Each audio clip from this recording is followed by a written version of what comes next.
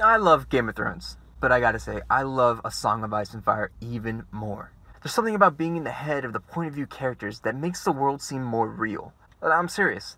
Reading Georgie talk about trenchers filled with chunks of chopped mutton stewed in almond milk with carrots, raisins, and onions gets me so porky for some of that good.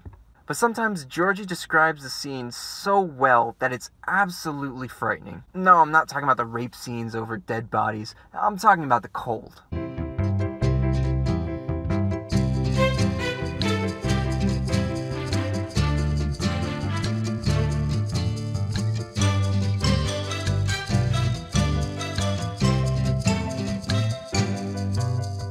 I'm a Florida boy, with just enough body fat to keep my blood circulating. I like to keep it 78 degrees Fahrenheit in my house.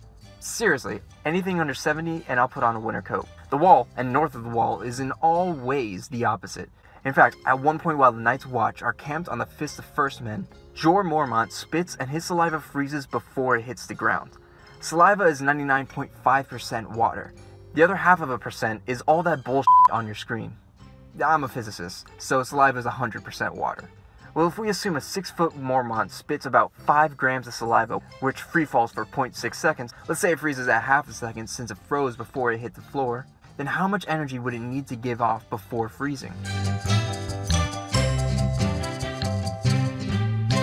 Well, we can use a specific heat equation to see how much energy to turn body temperature water to frozen ice.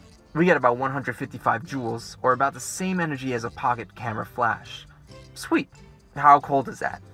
Well, there's no real concrete way of getting a straight-up temperature reading without knowing a bunch of other complicated geometries of the spit flying through the air. Fluid dynamics is tough. Who would've knew? But we can do one thing to cheat a bit.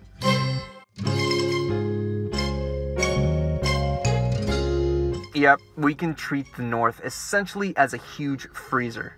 That freezer has to run on power, and luckily power is energy per second. We just so happen to have the energy needed and the time it took to take. The minimum power needed to run this freezer is 1.5 kilowatts, or 0.44 tons of refrigeration. 1 IT is the power needed to run a refrigerator that can freeze 1 short ton, or 240 gallons of water in just 24 hours. We can convert the wattage to watt hours to find out how much energy it eats up in 1 hour.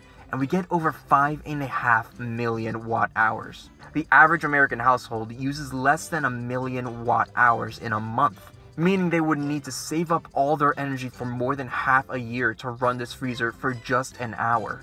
And the Night's Watch is just chilling in this freezer essentially for the rest of their lives. But wait, it gets worse. Of course it does. When does it not get worse? It's physics, everything is underestimates.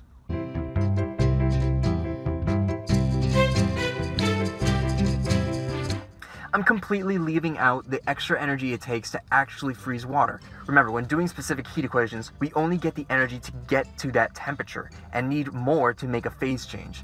Sometimes way more. I only excluded that because freezing things is a lot more complicated than melting things. You actually have to make atomic bonds, rather than destroying them. This means the freezer might need to be twice as cold as I made it out to be. Also, notice how I never mentioned how large the freezer is. That's because I don't know exactly. This problem surpasses theory completely, and we would likely have to gather actual empirical data to fully solve it. So it could be anywhere from a 3 cubic meter freezer to a walk-in freezer they use in restaurants. Either way, the North will be made up of billions, maybe trillions of these energy-eating freezers in order to power that cold. That, no way. Ship me off to Dorne. I ain't dealing with that shit.